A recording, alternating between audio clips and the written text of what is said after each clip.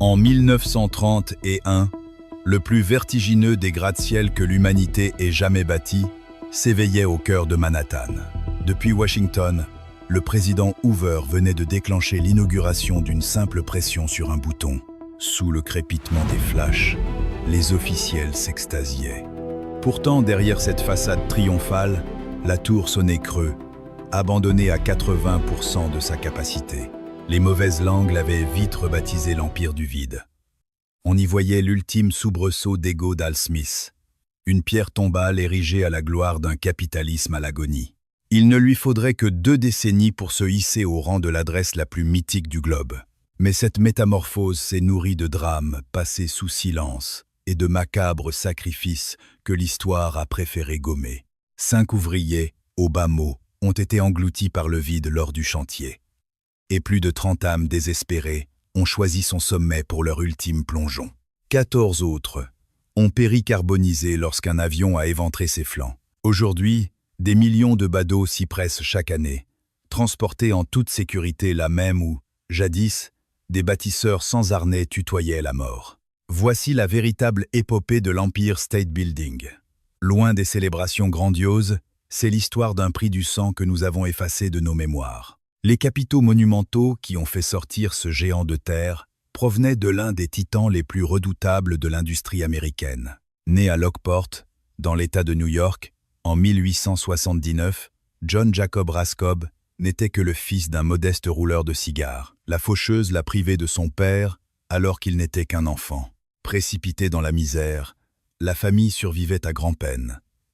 À peine âgé de 15 ans, le garçon a dû déserter les bancs de l'école pour taper à la machine, afin de nourrir sa mère et sa fratrie. Son labeur ne lui rapportait que $12 par semaine.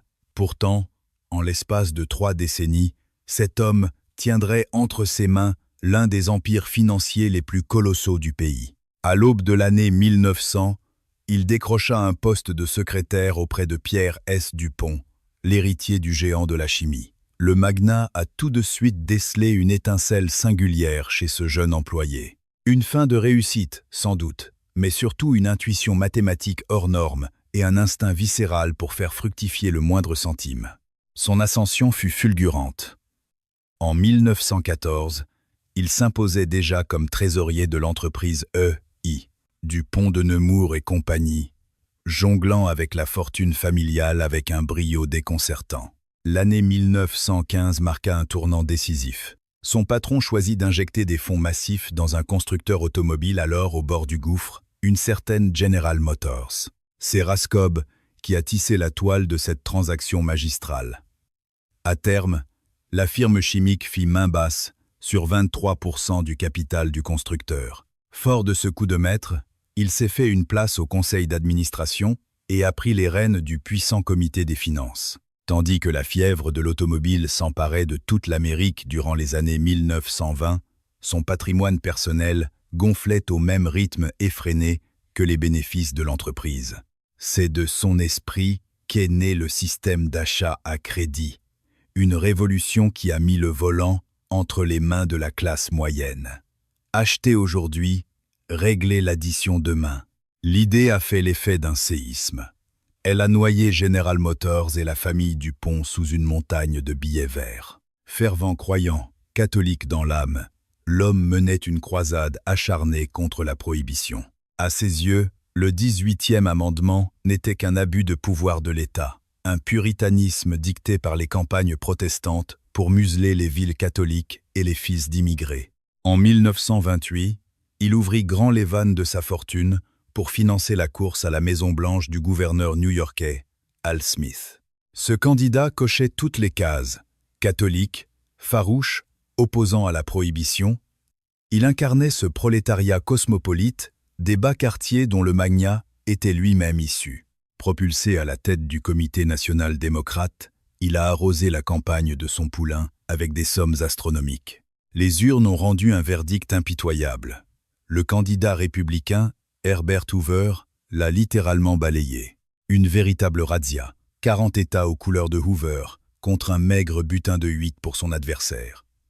Pire encore, même l'État de New York, bastion historique de Smith, l'avait renié. Un camouflet monumental. L'intolérance religieuse avait lourdement pesé dans la balance. L'Amérique profonde n'était tout simplement pas disposée à confier les clés du pays à un enfant de Rome. Après cette bérésina électorale, le politicien déchu se retrouvait sans gagne-pain. À 54 ans, cet homme qui avait régné 4 fois sur son État voyait les portes de la présidence, son ultime Graal, se refermer brutalement sur lui. C'est alors que son riche ami, qui ruminait un projet immobilier d'une ampleur délirante, s'est mis en quête d'une figure de proue. Leur destin était lié depuis des années. Leur alliance s'était forgée dans le marbre d'une même foi, de mêmes convictions, et par-dessus tout, d'une rancœur tenace envers cette élite protestante qui n'avait cessé de les mépriser. Le plan du financier tenait en 2 mots, folie pure. Il allait ériger la tour la plus vertigineuse jamais conçue, balayant toute notion d'utilité. Manhattan ne manquait pourtant pas de bureaux à louer. Mais en cette année 1928, ce n'est pas un immeuble qu'il voulait bâtir, c'était un mausolée pour son propre ego. Il entendait hurler au monde qu'un simple gratte-papier catholique pouvait enfanter une merveille écrasant de toute sa superbe les pâles créations de la bourgeoisie patricienne. Il confierait le gouvernail à son ami en disgrâce.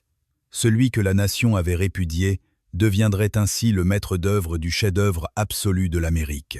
Le terrain choisi n'avait rien d'un hasard. Il suintait le symbole. À l'angle de la 5e avenue et de la 34e rue trônait le majestueux hôtel Waldorf Astoria. Ce monstre de pierre s'étirait sur tout le pâté de maisons. Ses fondations avaient été coulées en 1892 par le puissant clan Astor, une lignée de sang bleu bâtie sur le juteux commerce de la fourrure et l'accaparement des terres new-yorkaises. L'établissement incarnait à lui seul le faste insolent de l'âge d'or. Sous les ors de ces salles de bal se scellaient les noces de la haute société. Seuls les puissants avaient le privilège de s'attabler dans ces salons. Réduire ce joyau en poussière, c'était signer brutalement l'arrêt de mort de l'ancien monde. Après avoir rallié un syndicat de financiers, le magnat a fondé le consortium Empire State Incorporated avant d'entamer les tractations avec les propriétaires des lieux. Ce palace vieillissant commençait déjà à s'essouffler face aux adresses plus modernes du nord de la ville. Désormais, la terre qu'il occupait pesait bien plus lourd que ses murs prestigieux. L'affaire fut bouclée sous la chaleur d'août 1929. Le consortium mit la main sur ce joyau foncier, en lâchant environ 16 millions de dollars.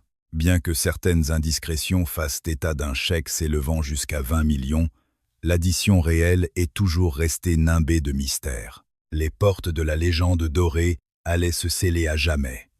Les boulets de démolition entreraient dans la danse avant le réveillon. Mais dans cette course aux nuages, de redoutables adversaires l'attendaient au tournant. À l'autre bout de la métropole, le titan de l'automobile Walter Chrysler érigeait son propre sanctuaire à l'intersection de la 42e rue et de l'avenue Lexington. Les travaux de cet édifice avançaient à grands pas. Le magnat et son architecte, William Van Allen, nourrissaient une ambition dévorante, sculpter le gratte-ciel le plus vertigineux de la planète. Tout au long de l'année 1929, cette flèche d'acier n'a cessé de s'étirer vers les cieux. Van Allen avait imaginé une couronne art déco étincelante, dont les croquis restaient jalousement gardés à l'abri des regards. Piqué au vif, Raskob exigea que sa propre tour domine cet adversaire, et de très loin. Il s'attacha alors les services des maîtres bâtisseurs Shreve, Lamb et Harmon. Le concepteur en chef, William F. Lamb, ne disposait que de 14 jours pour esquisser ce colosse. Plus tard, l'homme racontera n'avoir dû répondre qu'à une seule et unique interrogation. Quelle hauteur maximale peut-on atteindre sans que l'ensemble ne s'effondre? La destinée du projet tenait à cette réponse. Puis, le 24 octobre 1929, les marchés financiers amorcèrent leur descente aux enfers. Ce fut le jeudi noir. Une vague de cessions paniquées submergea les bourses, balayant tout sur son passage. Impuissant, Raskob vit la valeur de ses actions General Motors fondre comme neige au soleil. Le 29 octobre, sinistre mardi noir, la crise se mua en un véritable cataclysme, volatilisant des milliards de dollars de fortune virtuelle. Dans cette tourmente, le magnat lui-même, laissa d'immenses sommes s'évaporer. Le socle financier sur lequel reposait le rêve américain se révéla n'être qu'un mirage de spéculation. En l'espace de quelques semaines, le pays sombra corps et âme dans la dépression, entraînant la ruine des établissements bancaires. Les portes des entreprises se barricadèrent, tandis que le chômage explosait.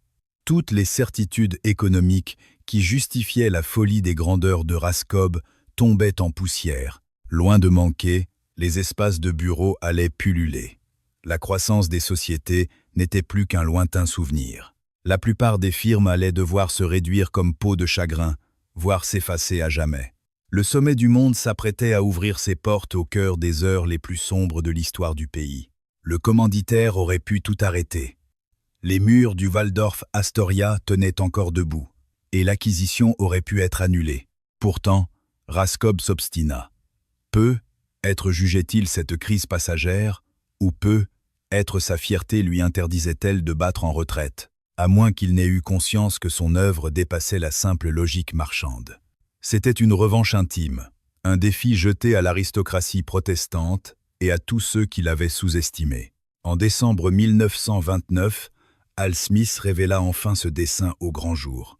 L'Empire State Building allait s'élever sur les cendres du vieux palace. Ce serait l'édifice le plus majestueux, jamais façonné par l'homme.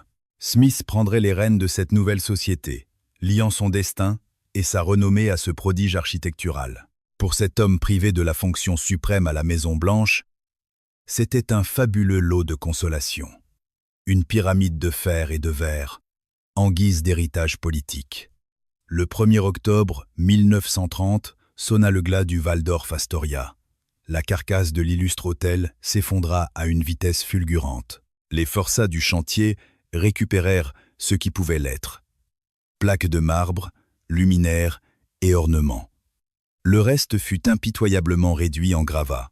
En l'espace de quelques mois, le terrain fut mis à nu. Sous la terre glaise reposait la roche-mère de Manhattan, la fondation indestructible où la tour de Raskob allait plonger ses racines. La course vers les nuages contre l'édifice Chrysler avait pris la tournure d'une vendetta intime. Walter Chrysler incarnait l'antithèse parfaite de Raskob, américain de vieille souche, protestant.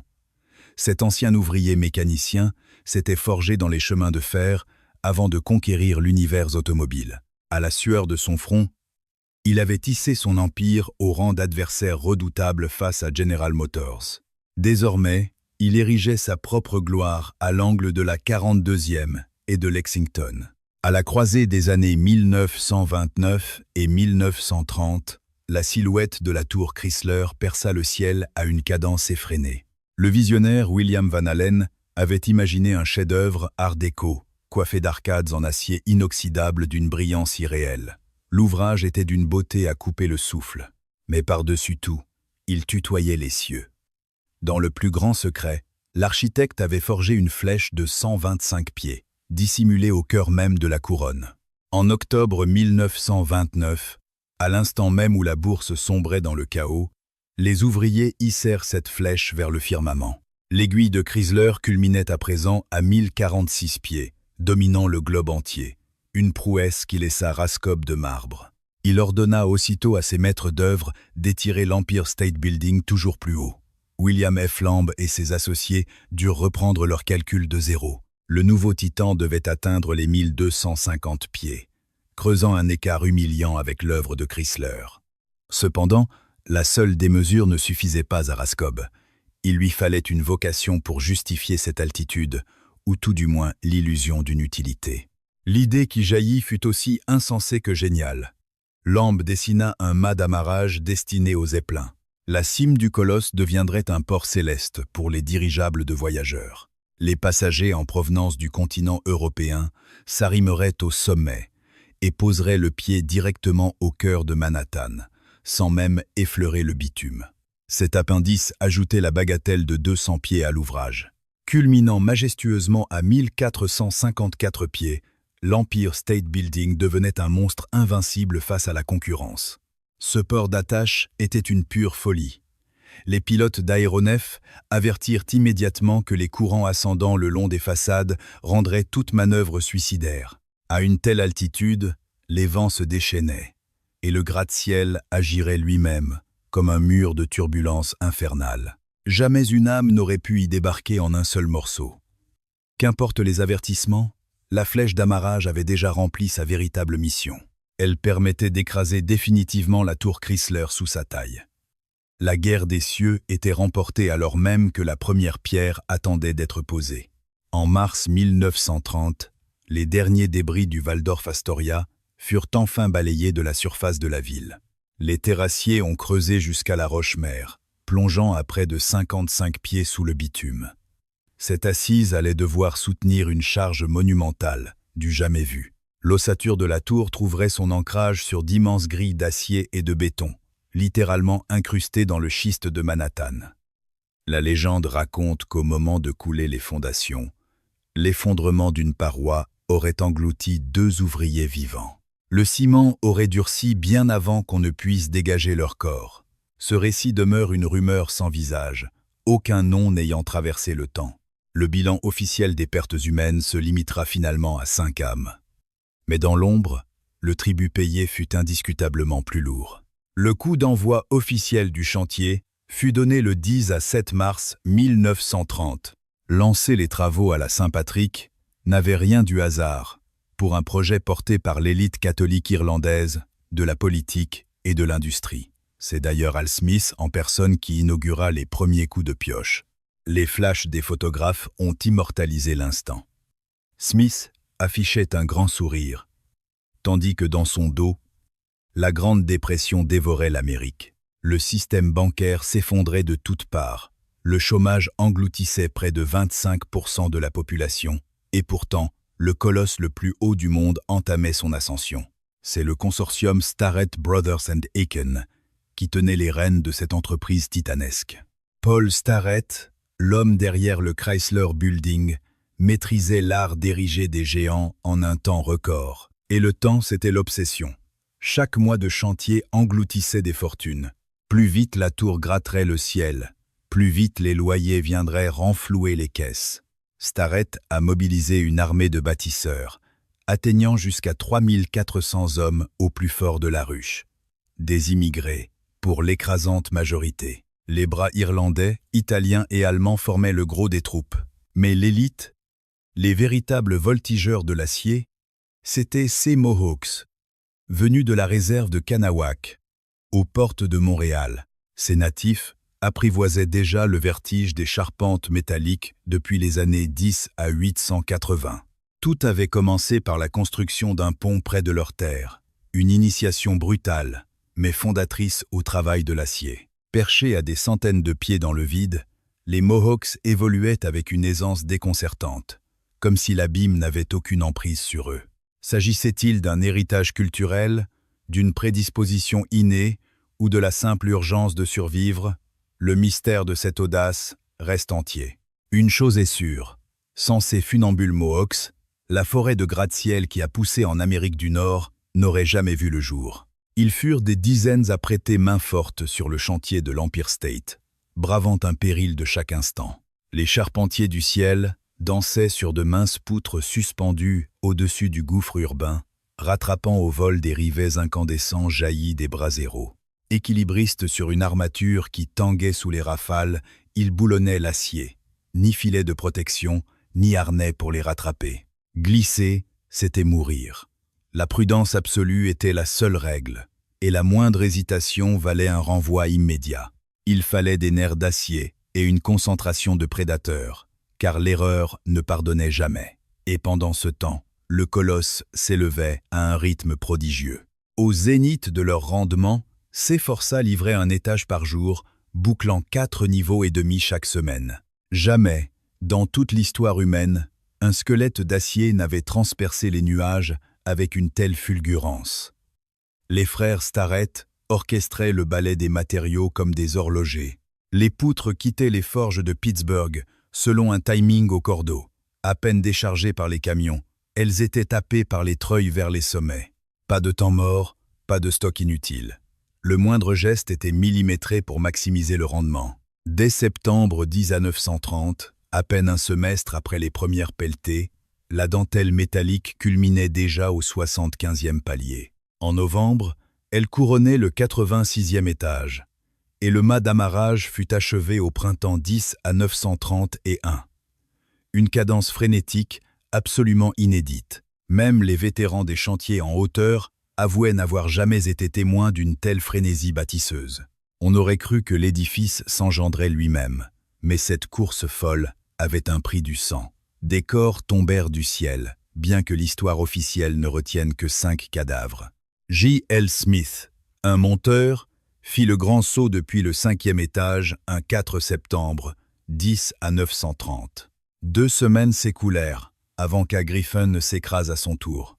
Puis, ce fut au tour de Mike Duffy, fauché net le 15 octobre de cette même année. L'hiver glacial emporta 2 autres âmes. 5 sacrifiés pour les archives, mais dans le murmure des ouvriers et les doutes des historiens, la véritable hécatombe fut sans doute bien pire. On murmure souvent qu'il y aurait eu entre 8 et 14 Machabées. Les veuves auraient reçu des enveloppes pour ravaler leurs larmes. Ce colosse devait incarner le triomphe américain. La mort n'avait pas sa place dans la vitrine. Le grand capital réclamait des contes de fées, pas des drames ouvriers. Résultat, les gazettes n'ont presque jamais imprimé le nom de ceux qui ont chu. Aucune plaque ne grave leur mémoire. C'étaient souvent de pauvres bougres tout juste débarqués, certains louant leurs bras sous de fausses identités. Leurs fantômes ont été fondus dans le béton des soubassements, engloutis par l'oubli. Là-haut, la journée de labeur s'étirait sur 12 heures d'agonie, voire plus. Un véritable bagne céleste. Les bourrasques d'hiver à 1000 pieds d'altitude gelaient le sang, tandis que le fer chauffé par le soleil d'été rôtissait les paumes. Et puis, il y avait ce fracas, perpétuel, assourdissant. Les riveteurs pilonnaient des cylindres de feu, scellant les poutres aux piliers pour forger cette colonne vertébrale, capable de soutenir 85 étages de briques et de calcaire. C'était une chorégraphie mortelle à 4 temps. Le premier chauffait les clous géants dans sa forge de poche jusqu'à les rendre incandescents. Le deuxième interceptait ce projectile d'enfer dans un cornet métallique. Le troisième le bloquait avec de lourdes tenailles. Et le dernier l'enfonçait dans l'acier à grands coups de marteau-piqueur, lâchant un tonnerre mécanique qui faisait vibrer tout le cœur de Manhattan. Dans le sillage des charpentes métalliques, les maçons venaient habiller l'ossature de calcaire de l'Indiana et de briques. L'enveloppe extérieure se voulait à la fois épurée et d'une grande noblesse. Ces lignes de fuite vertigineuses étiraient le regard vers les cieux. Pour se plier aux règles d'urbanisme new-yorkaises, l'édifice s'affinait en gradins au 5e, 25e, 72e, 81e et 86e étage, sculptant ainsi sa silhouette désormais légendaire. L'épiderme de pierre s'élevait à un rythme aussi effréné que son squelette d'acier, figeant la tour dans son allure définitive. Pendant ce temps, dans ses entrailles, une véritable légion d'artisans déployait un réseau complexe de machinerie. Les ascenseurs en constituaient le cœur battant. Pas moins de 67 cabines devaient irriguer les 85 niveaux dédiés aux affaires. 4 monstres de vitesse étaient réservés pour propulser les visiteurs jusqu'au belvédère du 86e étage. Ces puits d'ascension transperçaient l'axe central du monument. Autour d'eux, il fallait tisser un maillage titanesque de tuyauterie, de câbles électriques, de chauffage à vapeur et de conduits d'aération. 10 millions de briques, 730 tonnes d'aluminium et d'acier inoxydable, et un total vertigineux de 6514 fenêtres. Chaque élément débarquait à l'heure exacte. Chaque pièce trouvait sa place dans la seconde.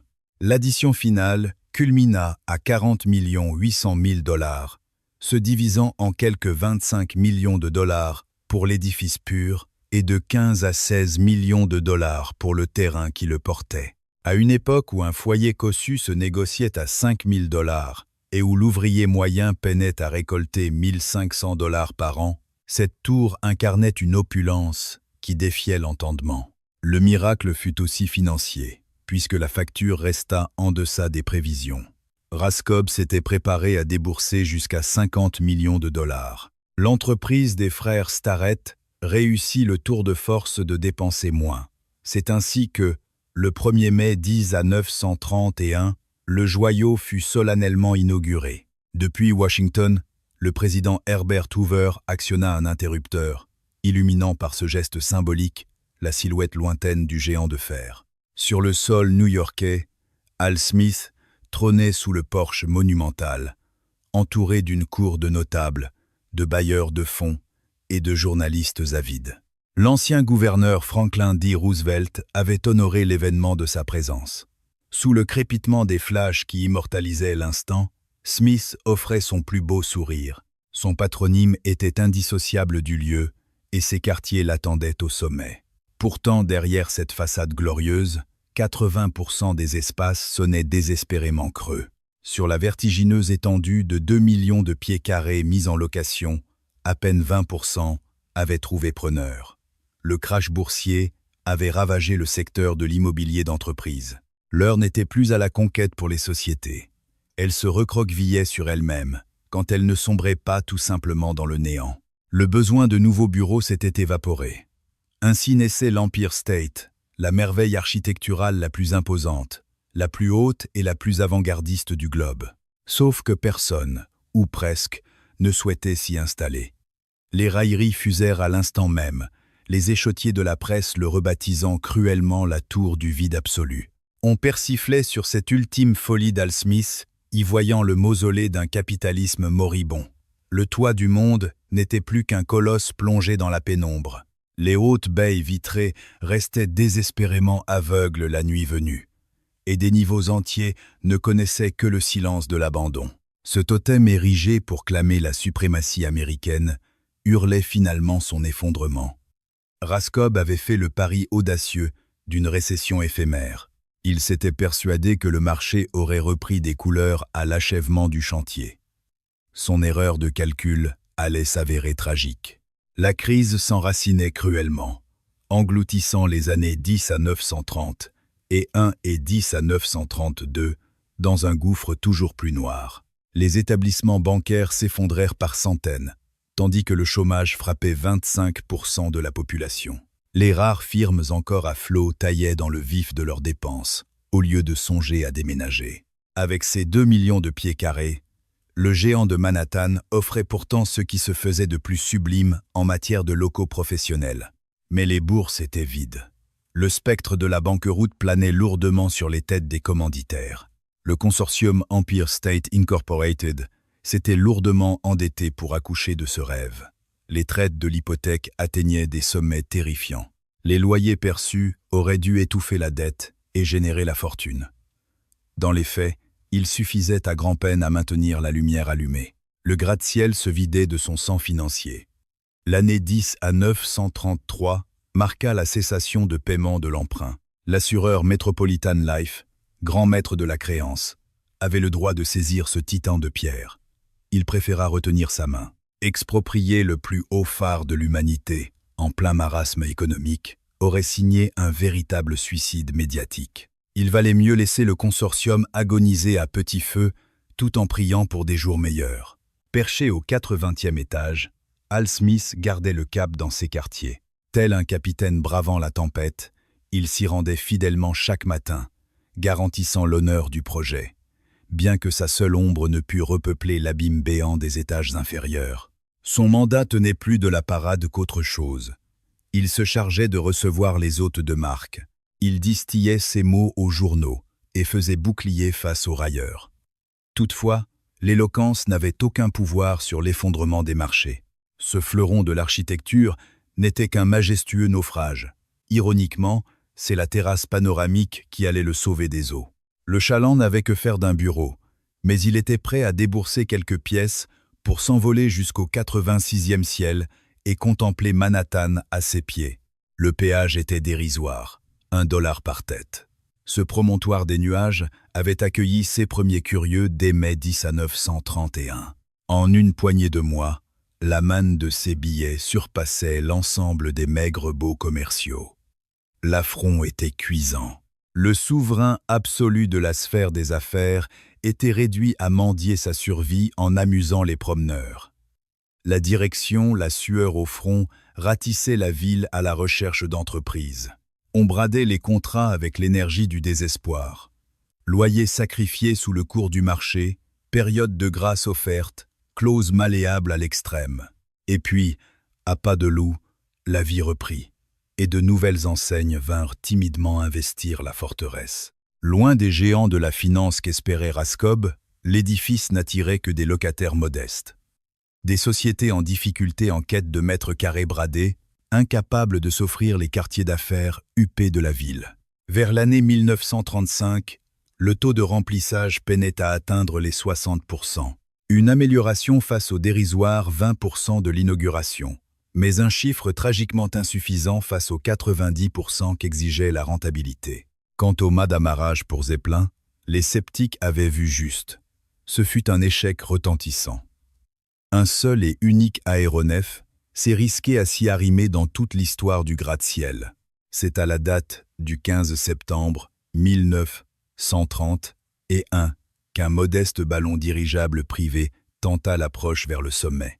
Les violents courants thermiques créés par ce mastodonte de métal rendirent la manœuvre cauchemardesque. L'engin volant ne réussit à accrocher sa proue à la structure que l'espace de 3 petites minutes. Les paquets de journaux, censés être transférés depuis le faîte de la tour vers la cabine, furent impitoyablement éparpillés par les bourrasques. Tétanisés par le vide et la violence des vents, les voyageurs n'osèrent jamais quitter leur nacelle. L'appareil dut se détacher précipitamment et fuir les cieux new-yorkais. Plus jamais un ballon n'osa s'y frotter. Culminant à 200 pieds, la flèche d'amarrage fut reléguée au rang de vestige, un monument érigé à la seule gloire de l'ego de Raskob et à la démesure de cette course vers les nuages. Hélas, le titan d'acier allait bientôt s'attirer une notoriété d'un tout autre genre, bien plus sombre. Dans la brume matinale du 1er février 1933, un inconnu escalada la grille de protection de l'observatoire pour se percher sur l'étroite corniche surplombant l'abîme. Malgré la réaction désespérée des gardiens, le drame fut inévitable. L'homme se jeta dans le vide. Son corps, après une chute vertigineuse de 1050 pieds, vint fracasser le toit d'un édifice en contrebas. Cette âme anonyme, dont personne ne connut jamais le nom, venait d'inaugurer la macabre série de suicides associés au gratte-ciel. Ce désespéré ne fut que le premier d'une longue lignée. La plateforme panoramique, avec sa clôture si facilement franchissable, représentait une issue terriblement séduisante pour les cœurs brisés. La corniche offrait un accès direct à l'ultime oubli, une chute funeste et sans appel. À la fin de l'année 1933, 5 destins s'étaient déjà fracassés en contrebas. Face à cette hécatombe, les dirigeants ripostèrent en dressant des barricades métalliques surélevées et en déployant des patrouilles spécialement formées pour repérer le moindre regard fuyant. Rien n'y fit. La spirale tragique se poursuivit. La tour se forgeait peu à peu une réputation de sanctuaire funèbre, l'ultime refuge de ceux que l'espoir avait désertés. L'ironie était aussi cruelle qu'évidente. Le temple le plus vertigineux du capitalisme triomphant s'était mué en l'échafaud le plus facile d'accès du pays. Tout au long de la décennie des années 1930, si les finances du gratte-ciel demeuraient exsangues, sa carcasse colossale, elle, résistait à l'épreuve du temps. Mais ce géant réclamait des soins de chaque instant. Il fallait ravaler ses façades majestueuses, soigner sa machinerie complexe et prévenir la moindre défaillance technique. Les cages d'ascenseur exigeaient des révisions perpétuelles. Pour maintenir en vie cette cathédrale d'acier, c'est toute une armée d'agents d'entretien, de techniciens chevronnés, de vigiles et de gestionnaires qui s'activaient dans les coulisses. Pour cette main-d'œuvre de l'ombre, travailler dans la tour tenait presque de la bénédiction. En pleine tourmente économique, arracher un salaire relevait du miracle. Et l'édifice offrait de quoi nourrir des centaines de familles. C'était là sa seule véritable réussite. Parmi les premiers pionniers à investir les lieux, certains profils détonnaient. Le 60e étage, par exemple, était devenu l'antre scientifique de la célèbre Radio Corporation of America. C'est là que leurs ingénieurs menaient des essais balbutiants sur un média révolutionnaire, la télévision. Ils allèrent jusqu'à greffer une antenne au sommet de l'inutile mât des dirigeables. Dès l'année 1935, ces visionnaires lancèrent les premières vagues d'émissions télévisées expérimentales depuis le toit du monde. Les ondes voyageaient pour frapper les écrans dans un rayon de 50 000 alentours. Sans le savoir, ils venaient d'inaugurer une manne financière qui s'avérerait salvatrice pour l'édifice. Bientôt, l'industrie audiovisuelle allait verser des fortunes absolues pour avoir le privilège d'accrocher ses émetteurs à l'aiguille la plus haute de la planète. Aux étages inférieurs, la faune des locataires se composait de marchands d'import-export, d'artisans modestes, de courtiers, d'agents de voyage et d'assureurs. Pas la moindre once de prestige parmi eux. On était bien loin des mastodontes de l'industrie censés faire battre le cœur d'une structure d'une telle envergure. Néanmoins, ces modestes occupants s'acquittèrent de leur baux. C'était bien suffisant pour éloigner le spectre de la faillite absolue. Le naufrage s'était simplement transformé en une désillusion hors de prix. Raskob y avait englouti des millions, regardant ses parts dans la société s'effondrer jusqu'à ne plus rien valoir. Son aura de visionnaire des affaires avait volé en éclats. L'homme avait eu l'audace de bâtir la merveille architecturale du siècle au pire instant de l'histoire moderne. Ce pharaonique obélisque, censé graver sa prescience dans le ciel, ne témoignait plus que de son tragique manque de discernement face au calendrier économique.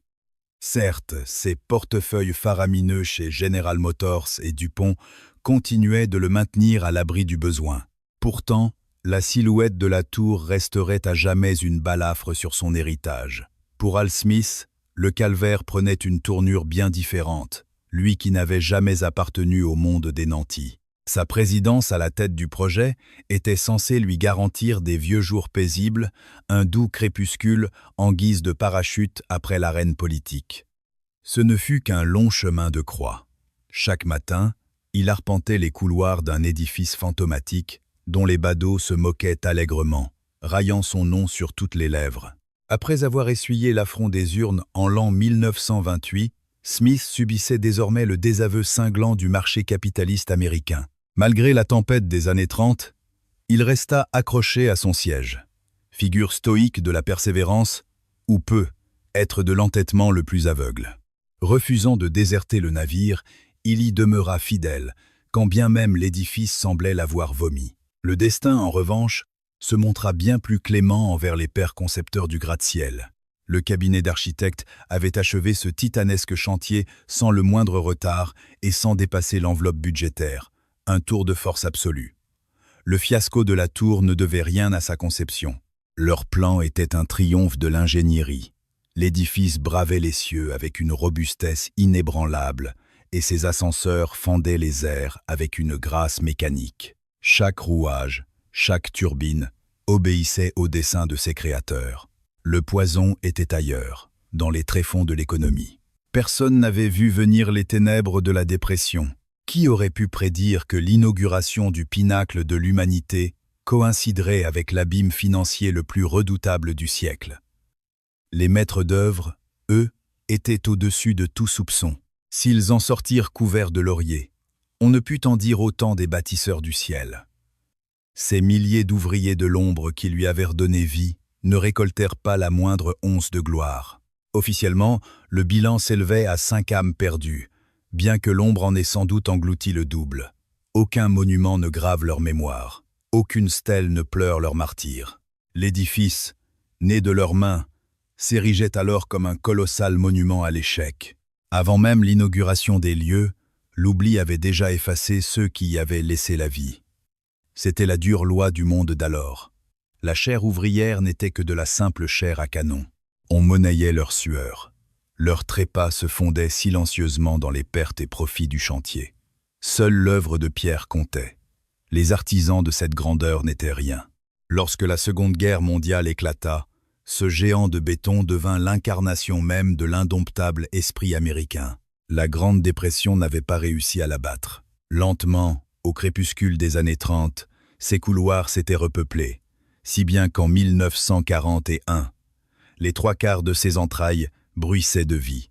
Le gouffre financier se refermait, écartant le spectre de la faillite, puis survint l'assaut fulgurant du Japon sur Pearl Harbor. Une nation entière bascula dans l'effort de guerre.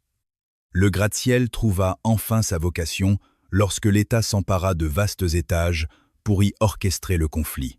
Les murmures de l'espionnage et le tumulte des départements de l'armement militaire y élurent bientôt domicile. Le bureau de l'administration des prix s'appropria des niveaux entiers. dictant d'une main de fer le rationnement et la valse des coups. Du jour au lendemain, la tour affichait complet. Les deniers publics coulaient à flot, honorant les tarifs sans ciller, offrant enfin à la structure ses premiers véritables trésors de location depuis sa naissance. Ce que la misère des années sombres avait failli anéantir, la tragédie de la guerre venait paradoxalement de le sauver. La paranoïa s'installa, élevant la sécurité au rang d'obsession. Des sentinelles scrutaient les laissez-passer, tandis que de nombreux sanctuaires de l'édifice devenaient impénétrables. Si les nuages restaient accessibles aux promeneurs sur le belvédère, chaque regard était désormais passé au crible. L'ombre des saboteurs ennemis planait, étouffante. Le toit de l'Amérique s'offrait au monde comme la plus belle des cibles. Les guetteurs du ciel tremblaient à l'idée qu'un assaut impitoyable vienne frapper ce colosse d'acier. Impossible de dissimuler sa carrure titanesque, impossible d'en protéger la cime. Le géant ne pouvait que se tenir droit et prier. Aux premières lueurs du 28 juillet 1945, un linceul de brume étouffa Manhattan. Le monde semblait avoir disparu dans un aveuglement absolu. Fendant cette purée de poids, un bombardier B-25 Mitchell, sous les commandes du lieutenant-colonel William Franklin Smith Jr., avait quitté les terres du Massachusetts en direction de la piste de Newark. Avec plus de 1000 heures à défier les cieux, cet aviateur chevronné ramenait son oiseau de métal au bercail après une simple révision mécanique. Deux autres âmes partagèrent la carlingue. Le sergent-chef Christopher Domitrovitch, posté en copilote, ainsi qu'Albert Perna, un mécanicien de la marine embarqué là par un funeste hasard. Jamais cet appareil n'aurait dû quitter le sol. Les cieux, colériques, interdisaient formellement toute navigation à vue. Les vigies de l'aérodrome de LaGuardia avaient d'ailleurs sonné l'alerte. L'horizon se bouchait à moins de 3 milles. Obstiné, l'officier exigea de rejoindre Newark. On lui ouvrit la voie, non sans une mise en garde glaçante. Le pilote plongea alors dans la ouate grise, naviguant dans les ténèbres les plus totales. Lorsqu'il déchira enfin le rideau de nuages à 9h40 tapantes, le mastodonte ailé filait à près de 200 milles à l'heure. Sa course folle remontait la 5e avenue vers le nord. Aux fenêtres, les employés levèrent les yeux, pétrifiés par l'apparition de cet avion rasant les façades de manière surréaliste. L'altimètre du B-25 affichait à peine 900 pieds. Or, la flèche de l'Empire State culminait à 1454 pieds. Le bombardier filait droit sur la pierre, bien en deçà du sommet. Dans un réflexe désespéré, le pilote tira sur le manche. L'oiseau cabra brutalement, mais l'élan fut vain. À 9h49, le B-25 s'encastra avec une violence inouïe dans le flanc nord du Titan, pile entre le 78e et le 79e étage. Le choc éventra la façade, creusant un cratère béant de 10 à 8 pieds d'envergure sur 20 de hauteur, arrachant net les ailes de la carcasse. Le corps de l'appareil fracassa la carapace de l'édifice pour s'y enfoncer comme une lame foudroyante. Propulsé par l'inertie, l'un des moteurs transperça les murs jusqu'à jaillir de la façade sud, achevant sa course folle sur le toit d'un immeuble de 12 étages, rue de la 33e. Un brasier y prit aussitôt naissance. Le second propulseur, accompagné de débris du train d'atterrissage, s'engouffra dans les abysses d'une cage d'ascenseur, tandis que les entrailles métalliques pleines de kérosène se disloquaient. 1000 gallons de carburant hautement inflammable s'embrasèrent dans un éclair fulgurant. Un torrent de feu fut craché par la blessure béante au nord de la tour. Des langues ardentes jaillirent des vitraux du 79e étage, noyant le ciel sous des volutes de suie noire. En contrebas, une foule terrifiée fuyait dans des hurlements d'effroi. Une pluie d'apocalypse s'abattit sur la chaussée. Lambeaux de tôle, blocs de pierre déchiquetés, éclats de verre et mobilier de bureau s'écrasaient pêle-mêle sur le macadam. Dans les restes calcinés de l'oiseau de malheur, les 3 voyageurs perdirent la vie à l'instant même de la collision. Éjecté à travers le pare-brise par la brutalité de l'impact, le lieutenant-colonel Smith fut précipité dans l'édifice. On ne retrouvera sa dépouille qu'au fond d'une cage d'ascenseur. Le fracas du premier choc avait fauché les souffles de Domitrovitch et de Perna, dont les corps restèrent prisonniers des décombres fumants pendant plusieurs jours. Pris au piège, les employés du 79e n'eurent pas le temps de voir venir la mort. Le projectile de fer frappa précisément l'aile nord, sanctuaire des œuvres catholiques de secours. 11 personnes vaquaient à leurs tâches. 10 d'entre elles s'éteignirent dans un battement de cils, certaines instantanément réduites en cendres par la déflagration infernale. D'autres subirent le courroux des éboulis ou se virent projetées dans le vide par la puissance de l'onde de choc. Une seule survivante échappa à l'assaut immédiat, mais ces effroyables brûlures finirent par l'emporter. Juste au-dessus du cataclysme, au 80e étage, les murs se mirent à trembler. Des vapeurs toxiques s'infiltrèrent à travers le plancher, laissant d'abord croire à la rupture brutale d'une chaudière. Mais bien vite, l'évidence d'une collision frappa les esprits. Une descente désespérée s'organisa par les cages d'escalier, les monte-charges s'étant tues à jamais. Le désastre avait, dans sa fureur, tranché les filins d'acier et broyé la mécanique entière du système de levage. Ce matin-là, Betty Lou Oliver, une jeune liftière d'à peine 20 ans, officiait dans les entrailles de l'édifice. Elle manœuvrait une cabine dans les étages inférieurs lorsque le bombardier éventra la tour. L'onde de choc fut d'une telle violence qu'elle la projeta brutalement hors de son habitacle. Son corps meurtri portait les stigmates de brûlures profondes, sa colonne vertébrale brisée par le souffle. Dans l'urgence, les secouristes l'installèrent dans un autre ascenseur, espérant la faire descendre vers le hall d'accueil où hurlaient les sirènes des ambulances. Ils ignoraient tragiquement que la collision avait fragilisé les filins d'acier. La cabine entama sa descente, glissant paisiblement sur les premiers niveaux. Puis, ce fut la rupture, un claquement sec, et la nacelle fut emportée par le vide. Betty Lou Oliver entama une chute vertigineuse, plongeant à travers 75 étages. Le monte-charge alla s'écraser dans les fondations. Les freins de sécurité n'avaient été d'aucun secours. Dans les abysses du puits, les canalisations rompues avaient formé un bassin improvisé, où s'étaient enchevêtrés les câbles sectionnés, tissant un nid d'amortissement inespéré. Contre toute attente, un miracle s'opéra. La jeune femme respirait encore. Les sauveteurs l'extirpèrent, vivante, de cet amas de tôle froissée. Elle venait de survivre à une chute colossale de près de 1000 pieds. Cet événement insensé demeure, aujourd'hui encore, le plongeon en ascenseur le plus absolu auquel un être humain ait jamais survécu. De longs mois d'hospitalisation allaient s'écouler avant que ses blessures ne lui accordent un répit. Le brasier fit rage pendant 40 longues minutes. Les soldats du feu s'étaient déployés en un éclair après l'impact, mais la montagne d'obstacles qui se dressait face à eux défiait l'imagination. L'enfer consumait le 79e étage. À une telle altitude, la pression des lances restait désespérément faible. Il fallut raccorder les tuyaux aux colonnes sèches et hisser les pompes, à la force des bras, à travers les cages d'escalier. Un brouillard de cendres asphyxiait les sommets de la tour. C'était une nuit artificielle, opaque, où la vue portait à peine. À tâtons, les pompiers s'engouffraient dans les bureaux calcinés, arrachant les dépouilles aux décombres fumants. Vers 10h30 du matin, les flammes rendaient enfin les armes.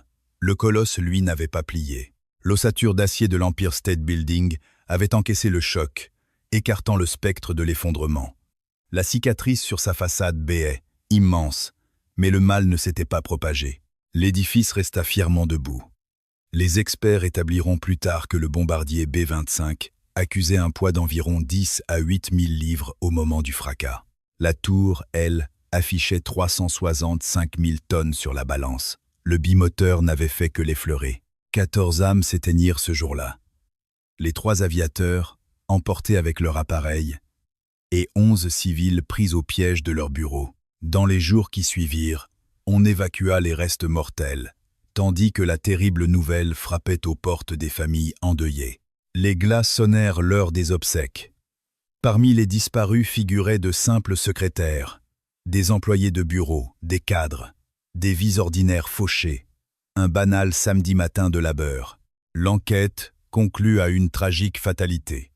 Le lieutenant-colonel Smith avait commis une erreur d'appréciation aux conséquences funestes. Il s'était engagé dans des cieux dont la rudesse le dépassait. Le gratte-ciel, lui, n'avait eu que le tort de se trouver sur sa route. La vie reprit ses droits dès le lundi 30 juillet 1945. 48 heures à peine après le désastre, les portes du Titan s'ouvraient de nouveau. La convalescence des étages meurtris allait exiger des mois de travaux. Mais le cœur du bâtiment battait encore. Les locataires reprirent le chemin de leurs bureaux. Le balai mécanique des ascenseurs recommença. La terrasse panoramique, bien que temporairement interdite au public, s'apprêtait à renaître de ses cendres dans les semaines à venir. Frappé de plein fouet par un oiseau de malheur, le joyau new-yorkais s'était dressé, invaincu. Un hommage silencieux au génie de ses bâtisseurs. Mais aucun prodige architectural ne pouvait ressusciter les morts.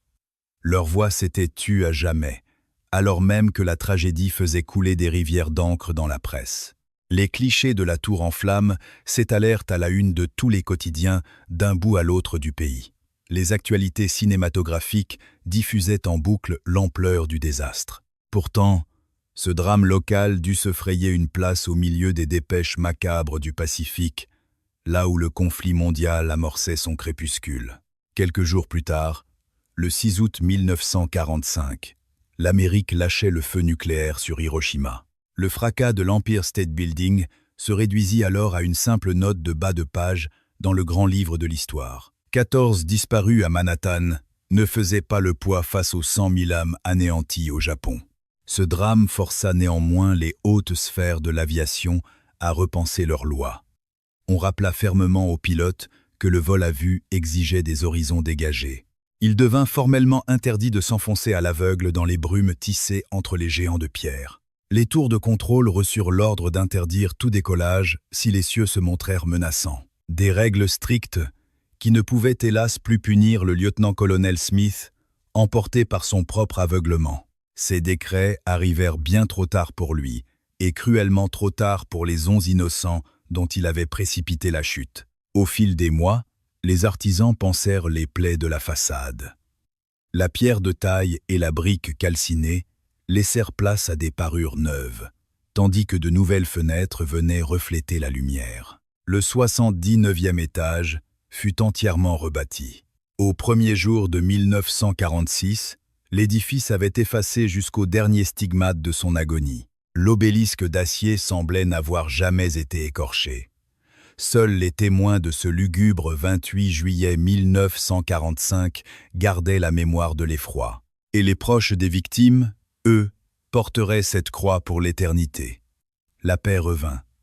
Le pays s'enivra de prospérité. Pour la première fois de son existence, l'Empire State Building vit ses finances sortir de l'ombre. En 1950, 10 à 9 années après son inauguration, le colosse amassait enfin de véritables bénéfices. Les spectres de la Grande Dépression s'étaient évanouis. Les couloirs fantômes bourdonnaient de vie, transformant les vieilles railleries en un lointain souvenir. L'édifice du vide avait enfin fait le plein. Tout là-haut, le belvédère attirait une marée humaine inépuisable. Des voyageurs venus des quatre coins du pays et du monde entier s'engouffraient dans ses entrailles mécaniques pour atteindre le 86e ciel. D'ici, l'horizon s'étirait à l'infini. Sous des cieux cléments, le regard pouvait balayer plus de 80 milles d'une Amérique triomphante. Le droit de passage, lui, restait dérisoire. Pour 1 ou 2 dollars, économisés sou par les familles modestes, on s'offrait les nuages. Les soldats en permission venaient y enlacer leurs fiancés. Cette vigie suspendue supplanta bientôt la majesté de la Statue de la Liberté, devenant l'aimant incontesté des rêves new-yorkais. Plus couru que les allées de Central Park, cet édifice, d'abord perçu comme un gouffre financier, s'était mué en véritable légende. Cependant, son belvédère ne fascinait pas seulement les voyageurs de passage. Il exerçait une attraction funeste sur les âmes en peine. Le modeste garde-corps érigé au cours des années 30 s'avérait dérisoire face à un tel abîme. Une volonté de fer suffisait pour enjamber l'obstacle. C'est ainsi que le 1er mai 1947, par un doux jeudi après-midi, une jeune comptable de 23 ans nommée Evelyn McHale franchit les portes du colosse d'acier. L'ascenseur la propulsa jusqu'au nuage, la déposant sur la célèbre terrasse du 86e étage. Avec une grâce méthodique, Elle ôta son manteau pour le draper soigneusement sur la rambarde, avant d'escalader la grille et de s'abandonner au vide. Sa chute vertigineuse de 1050 pieds s'acheva violemment sur le toit d'une voiture officielle des Nations Unies, stationnée le long de la 34e rue. Le choc, bien que dévastateur, laissa derrière lui un tableau d'une tranquillité troublante. Le fracas saisit un jeune apprenti photographe, Robert Wiles, qui se trouvait sur le trottoir d'en face. Armé de son boîtier, il se précipita vers le lieu du drame. L'image qui s'offrit à lui relevait de l'irréel. Sur la carrosserie emboutie, la jeune femme reposait dans une posture d'une douceur infinie. Ses chevilles se croisaient délicatement, sa main droite effleurait son ventre et ses paupières restaient closes. On l'aurait cru plongée dans un profond sommeil. Si la tôle froissée témoignait de la brutalité du drame, le visage de la défunte, lui, irradiait une quiétude absolue.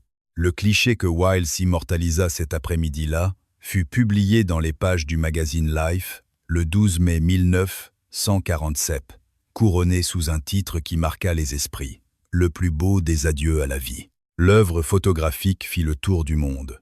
Au fil des décennies, elle s'imprégna dans l'inconscient collectif et fascina de multiples créateurs. Andy Warhol finit même par se l'approprier pour ses propres toiles. Cette scène capturait une essence si poignante de la fragilité, de l'esthétique et du spleen citadin qu'elle traversa les époques sans rien perdre de sa puissance. Evelyn McHale s'inscrivit alors dans l'histoire comme la figure la plus tristement célèbre à s'être élancée du sommet de ce gratte-ciel. Dans le creux de son vêtement abandonné, on découvrit ses ultimes pensées rédigées à l'aube. Elle y confiait son refus catégorique de peser sur l'existence de ses proches. Avec une politesse désarmante et quelques mots d'excuse d'une grande concision, elle implorait qu'on épargne à son futur époux la vision de sa dépouille. La jeune femme avait en effet promis sa main à Barry Rhodes, un universitaire qui poursuivait son cursus sur les bancs du collège Lafayette, en Pennsylvanie. Leur idylle était naissante, leur promesse toute fraîche. Une cassure intime s'était pourtant produite, dont les véritables raisons demeurèrent à jamais enfouies dans l'ombre.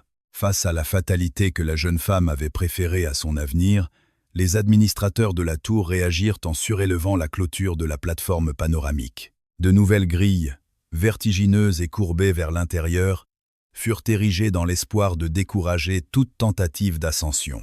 Les agents de sécurité reçurent la consigne stricte de scruter les moindres faits et gestes de la foule. Chaque profil égaré ou à l'attitude fuyante devait être intercepté et interrogé. Cependant, la litanie des tragédies persista, les âmes tourmentées trouvant sans cesse de nouvelles brèches. Certains se laissèrent choir par les fenêtres des bureaux situés en contrebas, tandis que d'autres parvinrent, contre toute attente, à franchir les nouveaux remparts. Entre les années 1947 et 1950, au moins 5 autres vies se brisèrent sur le pavé new-yorkais. Dans l'imaginaire populaire, le mastodonte de pierre devint le sombre théâtre du désespoir. Cette réputation macabre entrait en résonance étrange, avec sa vocation de pôle d'attraction touristique et de centre d'affaires effervescent. Ainsi, l'édifice incarnait une dualité troublante, un sanctuaire d'émerveillement qui côtoyait quotidiennement les rivages du deuil.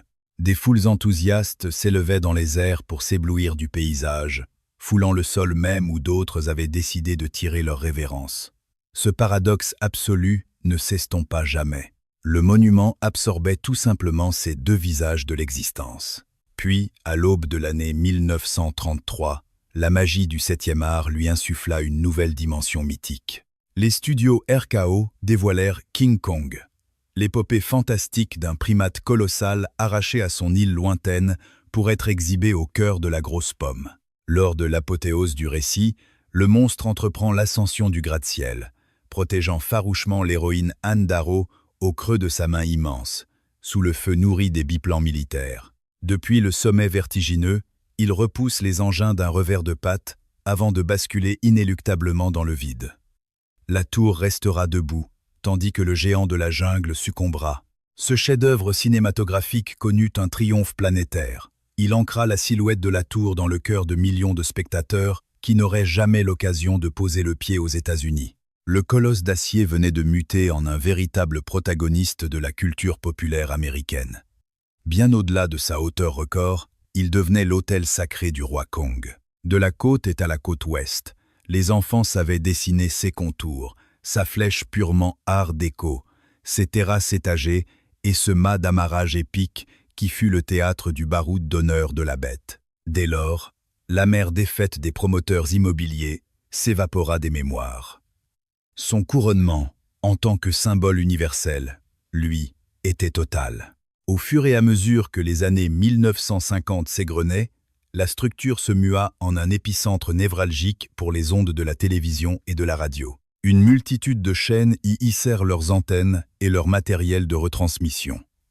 Les cieux vertigineux jadis convoités par la seule vanité de Raskob trouvaient enfin une utilité pragmatique. Diffusées depuis une altitude de 1454 pieds, les fréquences transperçaient l'atmosphère pour s'inviter dans un nombre incalculable de foyers. Les géants de l'audiovisuel déboursèrent des sommes colossales pour louer cet espace aérien. Cette aubaine transforma radicalement la santé financière de l'édifice. Ce fameux mât d'amarrage, qui n'avait jamais daigné accueillir le moindre dirigeable, se hérissa soudainement d'un fascinant réseau d'émetteurs, redorant ainsi le blason de ses locataires. Des sociétés de grand renom commencèrent à s'arracher les mètres carrés. D'importants cabinets d'avocats y établirent leur quartier, vite rejoints par de prestigieux noms de la finance. L'époque où la tour abritait de modestes travailleurs luttant pour leur survie touchait à sa fin. Le complexe se métamorphosait en une enclave mondaine et estimée.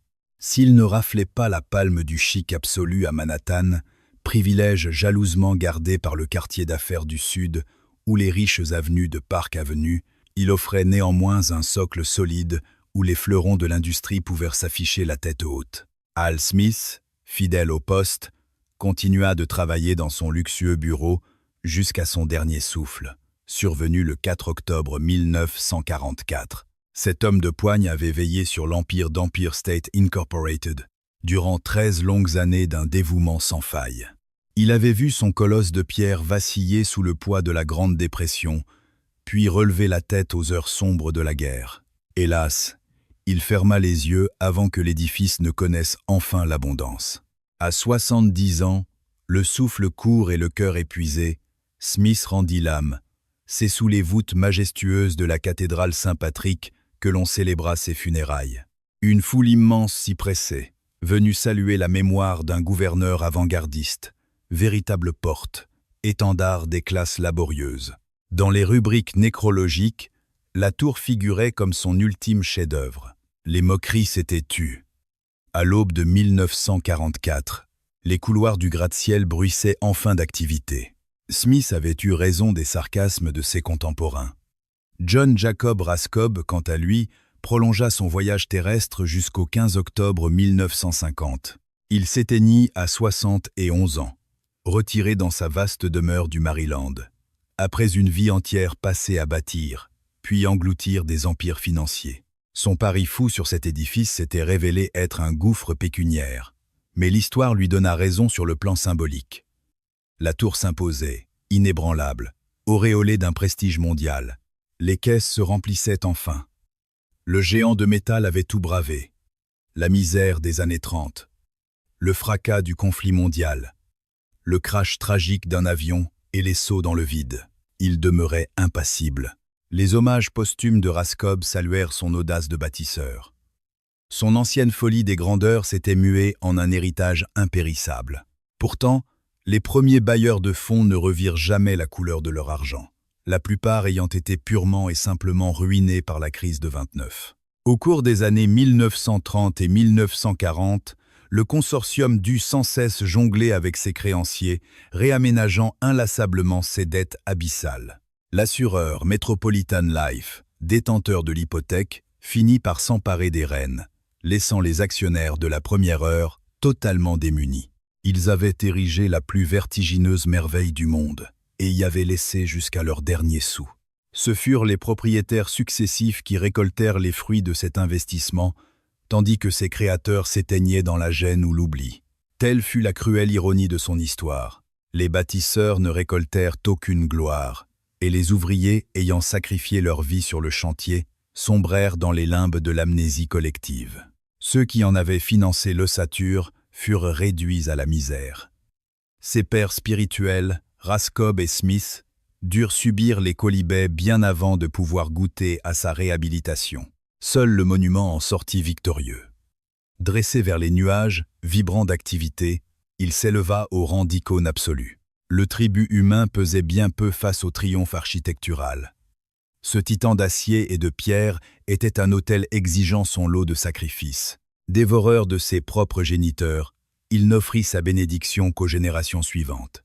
Puis, à l'aube des années 1960, son titre de sommet du monde lui échappa définitivement. De nouvelles flèches d'acier, plus orgueilleuses encore, transperçaient désormais le ciel de Manhattan. Les jumelles du World Trade Center commençaient leur ascension, promettant de culminer à 1368 et 1362 pieds. Leur achèvement, au début des années 1970, sonna le glas d'une suprématie qui avait duré 40 longues années. Cette incroyable longévité au sommet ne serait jamais égalée, mais, de toute évidence, la course aux nuages avait perdu de son aura romantique. Le gratte-ciel avait transcendé sa simple stature pour atteindre l'immortalité. Malgré cette aura, son attrait funèbre ne faiblit pas durant les décennies 1960 et 1970. Les désespérés continuaient de s'y précipiter, forçant les autorités à rehausser encore et encore les garde-corps. Malgré les rondes incessantes de veilleurs toujours plus sur le qui-vive, l'inéluctable se produisait. Certains s'élançaient depuis les fenêtres des étages inférieurs. D'autres, plus déterminés, déjouaient les protections du belvédère. Le décompte macabre de ces envols tragiques restera sans doute à jamais entouré de mystères. Les historiens estiment que 30 à 50 âmes s'y sont perdues depuis son inauguration en 1931. Si certaines de ces tragédies firent les grands titres, la majorité sombra dans le silence. Le colosse de béton avalait ses chagrins sans un frémissement, indifférent à la mort. Le 16 décembre 1977, ses parapets furent le théâtre d'un miracle inattendu. Une femme se jeta du 86e étage, refusant pourtant de succomber. Sa chute fut stoppée net sur une corniche, à peine un niveau plus bas, au 85e étage. Le bassin fracturé et le corps meurtri, elle n'en demeurait pas moins en vie. Les agents de sécurité, bravant le vertige, parvinrent à l'extirper du vide.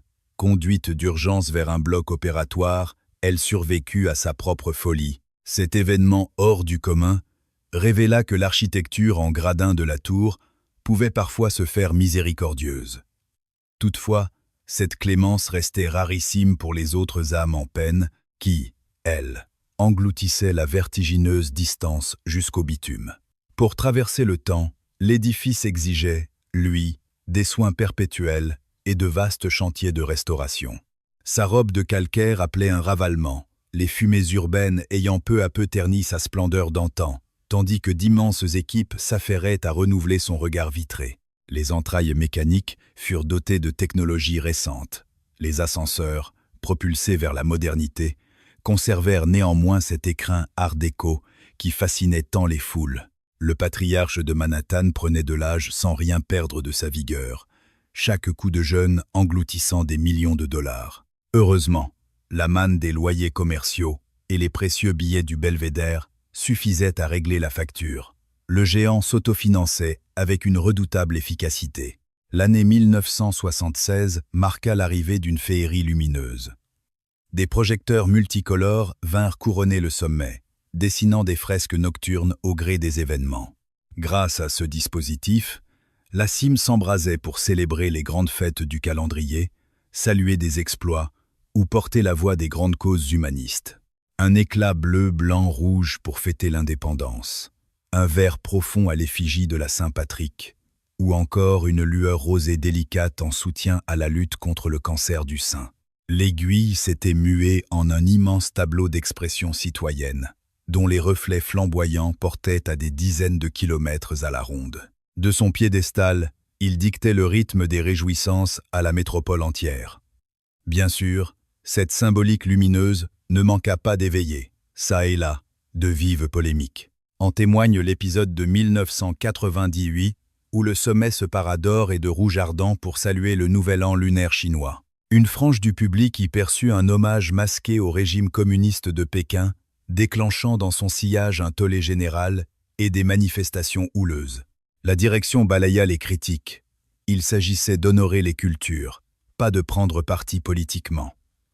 L'orage médiatique finit par se dissiper, laissant les faisceaux illuminer la nuit. Au fil des ans, cette robe lumineuse changeante forgea l'identité même de la tour. Les curieux affluaient, cherchant à déchiffrer le langage secret de ces teintes nocturnes. Un éphéméride officiel vit le jour pour annoncer la chorégraphie des illuminations. Sa carrure de pierre, depuis longtemps mythique, se para d'une aura dépassant sa simple architecture. Puis survint le 11 septembre 2001, jour où la folie meurtrière frappa le cœur de New York. 2 avions détournés percutèrent de plein fouet les jumelles du World Trade Center. L'effondrement fut total, emportant avec lui l'âme de près de 3000 innocents. Dans un silence de cendres, la tour Art déco redevint soudainement la reine des cieux new-yorkais. Une couronne tragique qu'elle n'avait jamais réclamée. Les colosses d'acier lui avaient ravi ce titre 30 ans auparavant. C'est l'anéantissement de ses rivales qui lui rendit, par la force des choses, sa suprématie verticale. Le fardeau du symbole était lourd à porter. Sa majesté ne subsistait que sur les ruines de ses pairs. Au lendemain de ce mardi noir, l'édifice se mua en un phare de résilience et d'invincibilité. Lui qui avait déjà traversé les abîmes de la Grande Dépression, lui qui, en 1945, avait encaissé le choc d'un bombardier. Il avait bravé le temps, défié les époques et la frénésie immobilière des alentours. Désormais, il se dressait comme la preuve de marbre que certaines œuvres résistent à tout. Conscient de l'enjeu, le conseil d'administration déploya un arsenal sécuritaire sans précédent. L'ascension vers le sommet fut soumise à des contrôles drastiques, dignes des douanes aéroportuaires, où chaque sac était scrupuleusement fouillé. Les portiques magnétiques firent leur apparition, sous le regard implacable des patrouilles. L'époque où quelques dollars suffisaient pour monter était révolue. Dorénavant, le moindre visiteur devenait un suspect potentiel.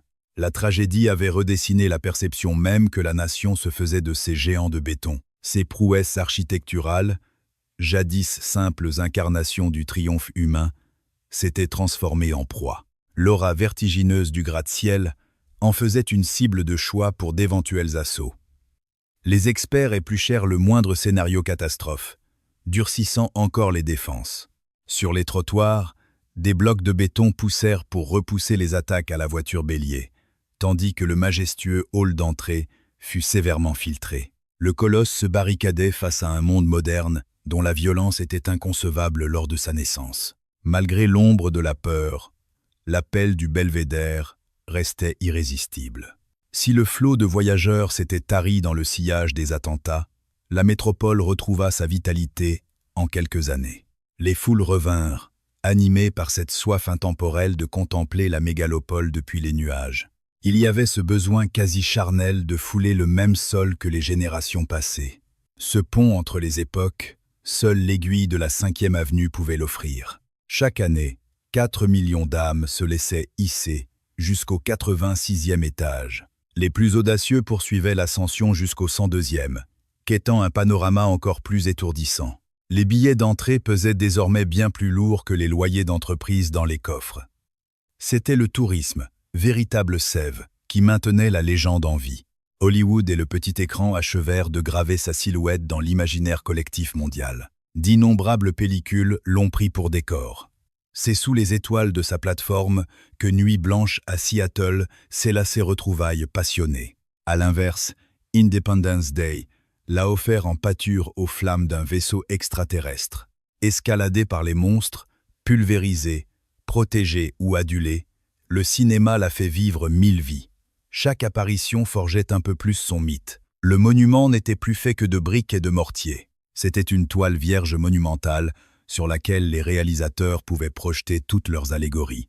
L'année 1986 marqua son sacre officiel. Il fut consacré monument historique national. Une couronne prestigieuse, mais lourde d'obligations. Sa façade devenait intouchable. La moindre retouche esthétique nécessitait dorénavant la bénédiction des gardiens du patrimoine. Ces ornements furent placés sous cloche. Les marbres somptueux et les voûtes vertigineuses du hall d'accueil furent figés pour l'éternité. La bâtisse appartenait désormais au temps. La détruire était devenu un blasphème. La métamorphoser, une impossibilité. Elle demeurerait le reflet absolu de sa conception originelle, portant simplement les stigmates des décennies écoulées. Ce titre honorifique ne faisait qu'entériner une vérité absolue. Sa grandeur ne résidait plus dans ses mensurations, mais dans son inébranlable longévité. 75 ans après son inauguration, le vaisseau tenait toujours son cap. Ses plateaux de bureaux s'arrachaient toujours à prix d'or. Le belvédère ne désemplissait pas. C'était une machine parfaitement huilée, dont la viabilité seule excusait la conservation, bien que son poids spirituel écrasât de loin son aspect purement utilitaire. Il incarnait l'âme même de la grosse pomme, une prestance que les tours de verre flambant neuves ne pourraient jamais égaler. Témoin silencieux, il avait tout vu. Les krachs boursiers, les conflits, l'horreur terroriste et les bouleversements de la société. Véritable vigie du passé new-yorkais. Pourtant, le 23 février 1997, le sang coula de nouveau sur la célèbre terrasse. Un Palestinien de 69 ans du nom d'Ali Abou Kamal s'infiltra dans l'ascenseur jusqu'au 86e palier, dissimulant sur lui un pistolet semi-automatique Beretta de calibre 380. Aux alentours de 10 à 7 heures, la foudre s'abattit sur la foule de touristes lorsqu'il vida son chargeur, foudroyant 7 innocents. Un jeune musicien danois de 27 ans, Christopher Burmeister, succomba sous les balles. Les 6 autres personnes ciblées s'effondrèrent, certaines luttant pour leur survie. Son macabre dessein accompli, l'assaillant retourna le canon contre sa propre tempe pour y trouver la mort. Les rescapés décrivirent un homme d'une froideur glaçante, qui n'avait proféré ni cri ni revendication avant de semer le chaos. L'enfer dura moins d'1 minute. L'intervention des vigiles et de la police fut fulgurante, mais ils ne purent que constater le décès du tireur. Dans l'urgence, les civières emportèrent les blessés vers les urgences les plus proches. Là-haut, la plateforme panoramique fut vidée de sa foule avant de fermer ses portes. Des traînées pourpres marquaient le sol à l'endroit précis de la chute des innocents. Pendant ce temps, les forces de l'ordre fouillaient minutieusement les effets personnels de Kamal et soumettaient ses proches à de longs interrogatoires. L'homme gardait sur lui des missives révélant une détresse intime et la ruine de ses finances, des maux dont il rendait l'Amérique entière responsable. Loin d'un coup de folie imprévisible, ces écrits témoignaient d'une machination froidement calculée. Dans le seul but de commettre l'irréparable, il avait quitté la Floride pour rejoindre la métropole new-yorkaise, armé d'un pistolet acquis en toute légalité. Rien, dans le passé de ce vieil homme au casier vierge, n'aurait pu éveiller le moindre soupçon. Il avait juste choisi d'ôter la vie à de parfaits inconnus sur le toit du monument le plus emblématique du pays. Le drame braqua instantanément les projecteurs sur la vulnérabilité du belvédère. Jusqu'alors, les foules affluaient sans le moindre contrôle. Il suffisait de payer son billet pour s'envoler vers les sommets. Si l'installation de portiques de sécurité avait souvent été évoquée par le passé, la direction s'y était toujours refusée, jugeant ce dispositif bien trop oppressant et inhospitalier. La tragédie balaya ces réticences. En l'espace de quelques mois, la fouille systématique des sacs et les détecteurs de métaux firent leur apparition. Désormais, quiconque désirait contempler la ville devait se soumettre à une inspection rigoureuse. L'ère de la liberté absolue était révolue. La forteresse d'acier s'était refermée sur elle-même. Dresser le funeste bilan des vies englouties par l'Empire State Building relève presque de l'impossible. Les chantiers colossaux de ses origines ont coûté la vie à 5 ouvriers au minimum, peut être même le double, tandis que le crash aérien de 1945 faucha 14 âmes. La fusillade de 1997 fit une victime supplémentaire, s'ajoutant aux 30 à 50 désespérés ayant trouvé la mort en se jetant des fenêtres ou du sommet. Ce macabre décompte conservera pour toujours sa part d'ombre, certains trépas ayant été sciemment étouffés. Au milieu d'archives parcellaires, une certitude demeure. Le colosse de pierre a brisé un minimum de 50 existences, et sans doute bien davantage. Tel fut le lourd tribut exigé par le géant de l'Amérique. Pourtant, aucune stèle n'honore jamais leur mémoire. Aucune gravure ne rappelle le sacrifice des bâtisseurs tombés dans le vide. Pas plus qu'un sanctuaire ne veille sur le souvenir des passagers de l'avion brisé. Les âmes suicidées se sont évaporées sans laisser d'empreinte, et Christopher Burmeister, abattu en 1997, n'a eu droit à aucune épitaphe. Le gratte-ciel avale simplement ses morts pour continuer son ascension. Chaque drame s'est effacé pour devenir une vulgaire note de bas de page. Seule l'architecture écrit l'histoire, reléguant les défunts au rang d'anecdotes. Cet oubli institutionnel n'était d'ailleurs pas une exclusivité de cette tour légendaire. La plupart des édifices érigés au cœur de la Grande Dépression se dispensaient d'hommages envers leurs ouvriers martyrs. Le trépas n'était alors qu'une ligne budgétaire inévitable dans ces projets titanesques. Ces hommes de l'ombre connaissaient les périls et embrassaient la fatalité pour fuir la misère. Lorsqu'un des leurs chutait vers l'abîme, le fracas des marteaux ne s'arrêtait jamais. L'œuvre sculptée dans le ciel surpassait infiniment la chair qu'il avait forgée. Une doctrine impitoyable ancrée depuis la nuit des temps. L'édifice new-yorkais n'a fait que sublimer cette réalité avec démesure. Quant aux actes de désespoir, ils soulevaient des enjeux d'une toute autre nature. Les proches des victimes plongeant dans le vide réclamaient rarement la lumière. Écrasés par l'opprobre qui entoure le suicide, ils s'emmitouflaient plutôt dans le silence. Du côté des administrateurs, il n'était pas question de crier sur les toits des drames, capables de faire fuir les visiteurs. Le belvédère crachait des dollars, et l'associer à un sinistre plongeoir mortel aurait ruiné l'attraction. L'omerta s'imposait donc d'elle-même. On évacuait les cadavres dans la pénombre, les forces de l'ordre grattaient leurs rapports, la presse glissait un entrefilet, puis le rideau tombait. Le mastodonte reprenait son souffle. Mais le meurtre de 1997 portait un visage différent. Contrairement aux âmes tourmentées, Christopher Burmeister n'avait jamais voulu périr. Fauché par la folie meurtrière, sa disparition ne parlait pas de détresse, mais d'une barbarie frappant à l'aveugle. Et pourtant, son sang versé ne fit éclore aucune trace indélébile sur les murs, laissant sa famille pleurer seule depuis le Danemark. Dès que l'arsenal sécuritaire fut déployé, les grilles s'ouvrirent à nouveau et la marée touristique inonda les terrasses. Quelques lunes plus tard, l'attentat s'était dissous dans l'amnésie collective. Les guichets, eux, continuaient d'imprimer inlassablement leur précieux sésame. Les 4 millions d'âmes qui gravissent ces marches chaque année génèrent une fortune telle qu'elle rend toute commémoration superflue, voire néfaste pour le commerce. À l'aube des années 2000, le colosse s'était imposé comme l'une des silhouettes les plus célèbres de la planète, hantant les pellicules hollywoodiennes, les écrans de télévision, les réclames et les guides de voyage. Ces lignes étaient devenues un mythe, cette couronne aux accents. Art déco, ses façades en escalier, et ses illuminations changeantes sculptant la nuit. Aucune autre prouesse architecturale ne parvenait à incarner l'âme de la métropole avec autant de force. Même la flamme de la liberté semblait se détacher de l'identité purement new-yorkaise face à cette flèche d'acier qui, dans sa verticalité arrogante, devenait l'essence même de la cité. Au fil des époques, le sceptre du titan d'acier est passé de main en main à travers des valses de propriétaires. En 1951, un consortium mené par Roger Stevens s'offrit le joyau pour la somme astronomique de 51 millions de dollars avant qu'un jeu d'écriture tortueuse ne le livre à Lawrence Wynne et Peter Malkin en 1961. La dynastie Malkin allait ainsi veiller sur ce trésor pendant des décennies, le hissant à une valeur vertigineuse avoisinant les 2 milliards de dollars en 2006. Le gouffre financier qui avait jadis ruiné ses concepteurs s'était mué en la pierre angulaire la plus convoitée de l'île de Manhattan. Ayant survécu à tous les visionnaires qu'il avait imaginés, le géant déversait désormais ses richesses sur ceux qui s'étaient contentés d'en conserver les clés.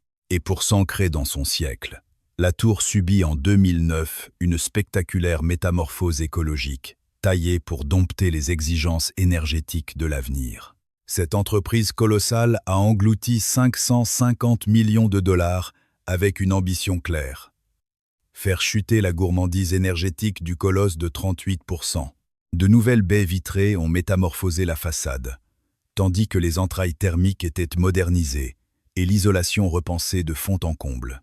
Ainsi, ce géant de pierre, né en 1930, se voyait propulsé de force dans la modernité du XXIe siècle. Les artisans ont œuvré dans l'ombre, par étapes, pour épargner la quiétude des locataires, jusqu'à l'achèvement du chef-d'œuvre en 2013. Si sa majesté extérieure est restée figée dans le temps, ses organes vitaux battaient désormais au rythme de la haute performance, pendant que la vigie au sommet ne cessait d'amasser une fortune.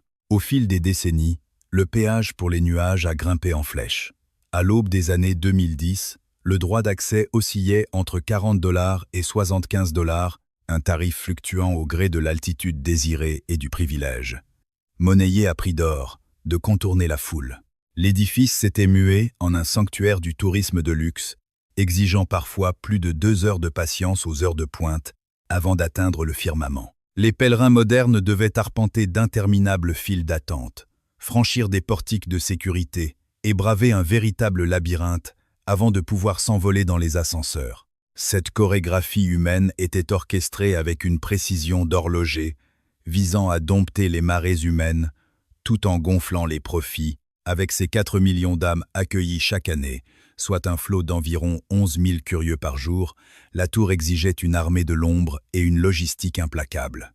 Les sentinelles de la sécurité fouillaient inlassablement les bagages au détecteur de métaux, tandis que les maîtres des ascenseurs canalisaient la houle touristique. Les marchands du temple écoulaient clichés et reliques, transformant la vertigineuse terrasse en une gigantesque machine à sous. Ironie du sort, le tourisme rapportait bien plus au gratte-ciel que le balai des employés de bureaux logés dans ses étages inférieurs. Ce temple, initialement érigé pour la gloire des affaires, n'a dû son salut qu'au fantasme des badauds, venus piétiner le tombeau mythique de King Kong. Les rituels nocturnes d'illumination ont gagné en théâtralité, parant la flèche de centaines de robes de lumière au gré des événements annuels. L'arc-en-ciel a embrasé la nuit pour le mois des fiertés, cédant la place au rouge, au blanc et au bleu pour honorer la mémoire des anciens combattants. Fêtes, hommages culturels ou cris de ralliement humanitaire. Chaque cause avait sa propre symphonie chromatique, transformant l'obélisque en une véritable éphéméride lumineuse pour la métropole. Les citadins levaient les yeux vers les étoiles pour déchiffrer le message du soir, la lumière ayant transmuté ce monolithe de pierre en un acteur vivant de la cité. Parfois, ces parures nocturnes ravivaient les braises de la discorde. L'année 2012 a vu le géant refuser de se vêtir de vert pour la Saint-Patrick, en écho aux prises de position de l'archevêque catholique de New York, fustigeant le mariage homosexuel en 2015. S'il a bien enflammé sa crête d'orange pour le nouvel an lunaire, ce choix a aussitôt attisé les foudres des critiques sur la légitimité des hommages culturels. Les gardiens de l'édifice durent manœuvrer avec la plus grande diplomatie sur cet océan de polémiques, car chaque lueur projetée prenait une dimension politique. Chaque nuance portait son propre fardeau symbolique, et le gratte-ciel s'était érigé en un étendard que d'innombrables factions rêvaient de s'approprier. C'est le 3 novembre 2010 qu'une dynastie de l'immobilier new-yorkais, Malkin Holdings, a déposé les documents fatidiques dans le but de lancer l'Empire State Building dans l'arène impitoyable de la bourse, via une introduction sur le marché. Le monolithe allait se fondre dans une vaste fiducie d'investissement. L'offensive financière s'est finalement concrétisée en 2013. L'entité Empire State Realty Trust a fait ses premiers pas sur le parquet de Wall Street, remettant le destin du monument entre les mains des cotations boursières. N'importe quel spéculateur pouvait s'en offrir une fraction. Le colosse de pierre s'était totalement évaporé dans l'abstraction de la haute finance.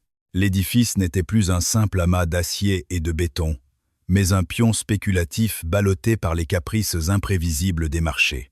Cette entrée en bourse a propulsé l'Empire State Realty Trust à une valorisation vertigineuse d'environ 4,3 milliards de dollars, englobant ce joyau et d'autres domaines. À lui seul, le gratte-ciel souverain pesait la bagatelle de 2,5 milliards de dollars. Cette forteresse qui n'avait exigé que 41 millions de dollars à sa genèse, menant presque ses pères fondateurs à la ruine, représentait désormais 60 fois sa mise initiale, une fois l'inflation lissée. Sa valeur avait pris des proportions proprement ahurissantes. Ce prodige ne tenait ni au prestige de ses occupants, ni à son emprise sur les cieux, mais uniquement à l'aura de sa propre légende. Son âme culturelle s'était métamorphosée en or massif.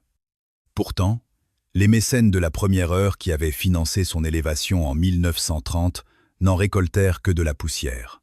Les affres de la Grande Dépression les avaient dépouillés de tout, abandonnant les premiers maîtres des lieux à des décennies d'agonie financière et de naufrage imminent. C'est le clan Malkin, ayant fait main basse sur l'Empire en 1961, qui a su traverser la tempête pour finalement récolter les fruits de l'abondance. Les voilà couronnés milliardaires, bénis par la générosité du monument. Une tragédie humaine tristement banale. Les bâtisseurs ont œuvré dans l'oubli, tandis que les survivants ont raflé le pactole.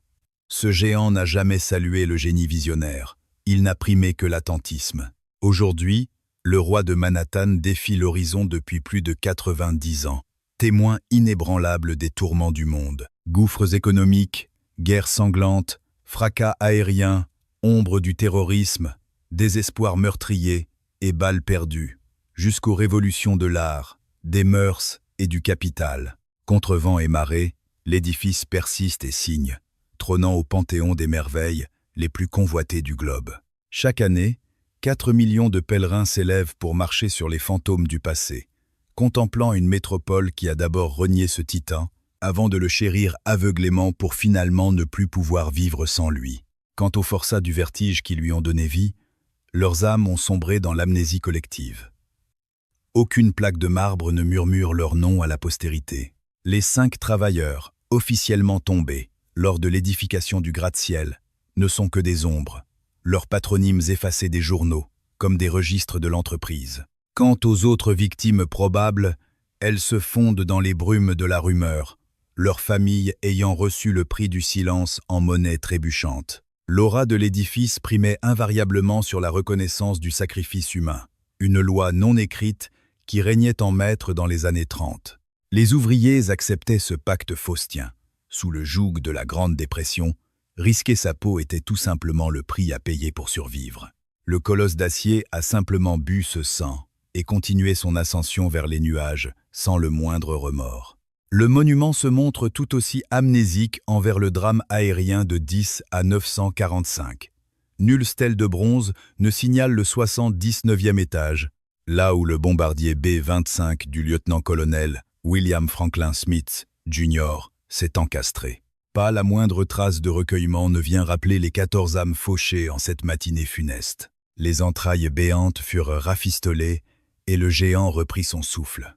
À peine 2 jours plus tard, les bureaux grouillaient de nouveau d'employés. La tragédie s'est métamorphosée en simple curiosité historique, célébrée pour l'incroyable survie de Betty Lou Oliver, bien plus que pour les vies qu'elle a anéanties. Le titan de pierre a triomphé là où la chair a péri, imposant sa propre légende, tandis que les malheureux ayant choisi de s'y donner la mort n'ont laissé qu'un silence absolu. Si les clichés du corps sans vie d'Evelyn McHale ont fait le tour du monde pendant des décennies, l'édifice, lui, refuse obstinément d'afficher son nom. Les 30 à 50 autres désespérés qui se sont jetés dans l'abîme ont été engloutis dans un oubli similaire, privés du moindre hommage. Ce fameux belvédère, autrefois théâtre de tant de derniers soupirs, crache aujourd'hui des dizaines de millions de dollars de bénéfices chaque année. Les visiteurs s'agglutinent contre les parapets dressés pour endiguer la vague de suicides et s'émerveillent en immortalisant la ligne d'horizon. Ils ignorent totalement que cet entrelac d'acier n'existe que parce qu'une procession d'âmes brisées ne cessait d'enjamber les anciennes rambardes, trop basses, pour embrasser le vide. La tour garde un silence de plomb sur ce passé, car le deuil effraie les capitaux. Ainsi, Christopher Burmeister, ce musicien danois abattu de sang-froid sur la terrasse en 10 à 997, n'a droit à aucune plaque commémorative.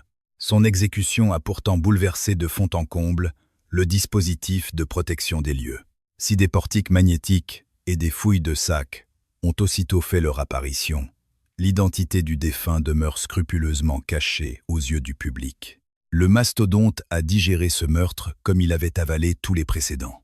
La plateforme a rouvert ses portes, le flot des vacanciers a repris, et la machine à billets s'est remise en marche sans ciller. L'implacable logique marchande du sanctuaire écrase de tout son poids la moindre obligation morale de saluer la mémoire de ceux qui y ont péri.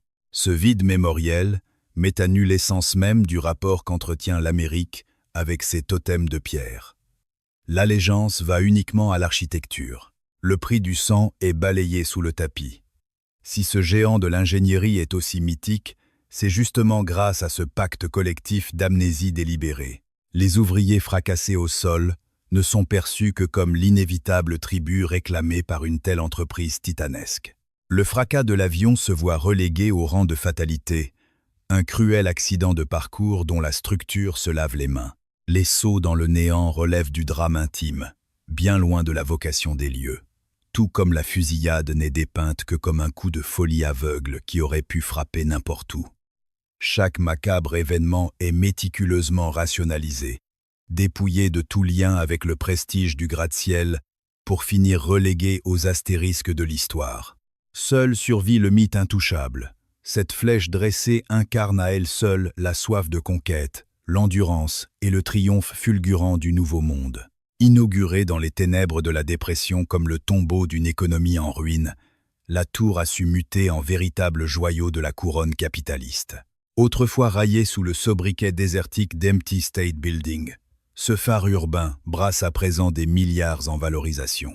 Le gouffre financier qui a bien failli dévorer ses premiers bailleurs de fonds a fini par couvrir d'or les magnats qui en ont hérité. L'obélisque de la démesure, jadis fustigé comme l'incarnation de l'arrogance spéculative, a fini par s'imposer comme l'emblème absolu de New York. Mais cette glorieuse métamorphose exigeait un gommage féroce, un clivage brutal entre l'œuvre majestueuse et les vies humaines qui en cimentent les fondations. Les faisceaux chatoyants qui caressent la façade à la tombée de la nuit se font les gardiens complices de cette mémoire soigneusement filtrée. La pointe s'embrase aux teintes de la bannière étoilée pour la fête nationale, se pare de rose pour la lutte contre le cancer, revêt les nuances de l'arc-en-ciel lors du mois des fiertés et s'habille de verdure en l'honneur de la terre. Ces illuminations encensent les combats nobles et les jours de liesse, martelant l'ancrage radieux du bâtiment dans la conscience citoyenne. Pourtant, jamais une seule lueur ne vient réchauffer le souvenir des bâtisseurs sacrifiés sur l'autel de son ascension, ni celui des malheureux pulvérisés dans le crash aérien. L'obscurité reste de mise lorsqu'il s'agit des corps jetés dans le vide ou du tragique destin de Christopher Burmeister.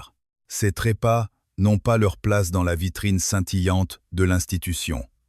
Ils ont été rayés du scénario officiel avec une précision chirurgicale.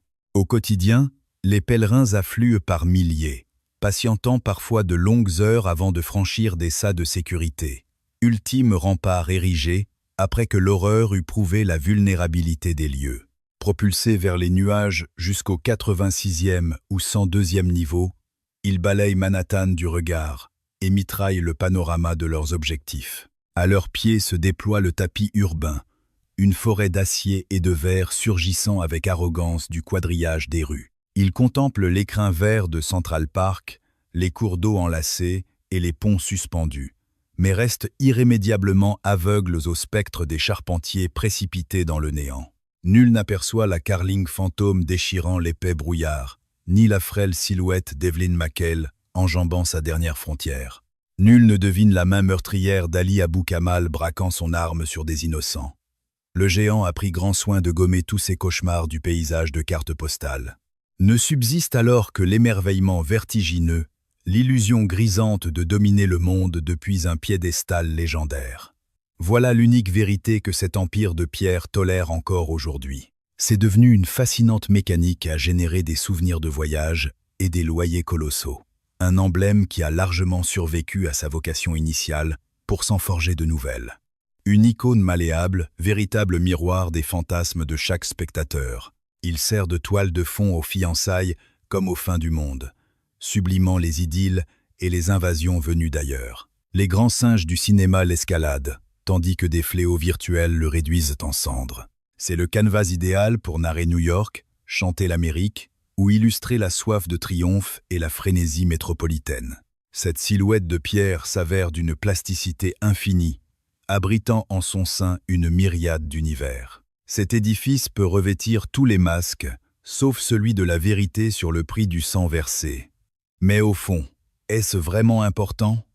Ce colosse défie le ciel depuis 93 ans, et il restera sans doute dressé pour 93 autres années. Quant aux vies fauchées, lors de son érection et de son exploitation, elles s'enfonceront toujours plus dans les méandres de l'oubli. Un jour viendra où plus aucune âme vivante ne pourra témoigner de l'époque où ces drames faisaient la une des journaux. L'édifice se résumera alors à sa simple apparence. Un joyau de l'art déco, une terrasse offrant des panoramas à couper le souffle, l'incarnation absolue de la grosse pomme.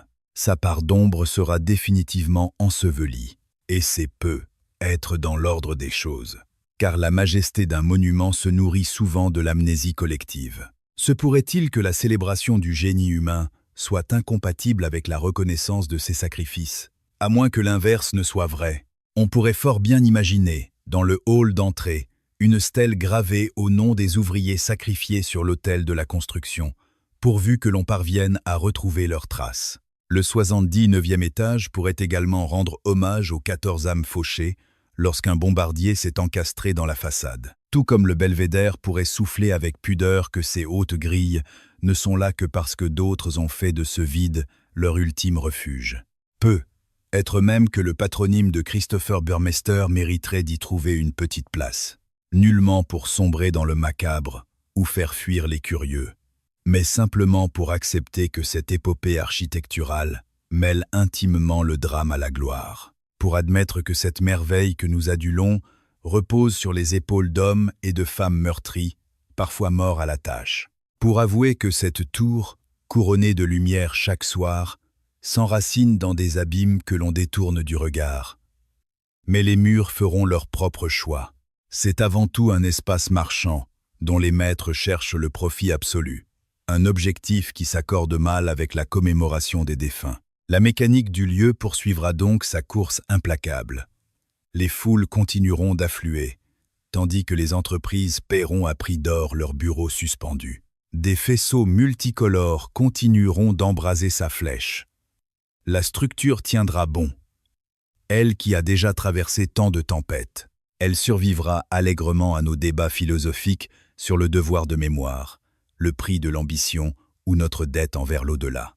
Une seule vérité perdure, le géant est debout. Il a enterré ses créateurs, tout comme il a réduit au silence ses détracteurs et vu s'éteindre ceux qui y ont poussé leur dernier soupir. La force de ce monstre d'acier réside dans l'éternité propre aux monuments. Ils ont le pas sur la mémoire, ils transcendent les remords, ils triomphent des mortels qui les ont façonnés comme de ceux dont la chair a été meurtrie pour leur élévation. La tour trône majestueusement, les âmes disparues se sont évaporées, et le tumulte urbain reprend ses droits. Dès le crépuscule, ses illuminations s'éveillent, se faisant le héros de telle ou telle célébration éphémère. Clamant haut et fort au badaud en contrebas que le titan domine toujours les cieux, que sa présence est capitale et qu'il exige notre regard, c'est lui le vainqueur absolu. La victoire lui est toujours acquise, car telle est l'essence même d'un tel chef-d'œuvre. Demeurer impassible, braver le temps et vaincre l'adversité. Tandis que nous, minuscules mortels, levons les yeux pour nous enivrer de leur splendeur, totalement amnésiques du prix effroyable qu'ils ont réclamé. Nous les parons de 1000 feux pour exalter toutes les frivolités du monde, tout en prenant grand soin de masquer la sombre vérité qui bat dans leurs murs.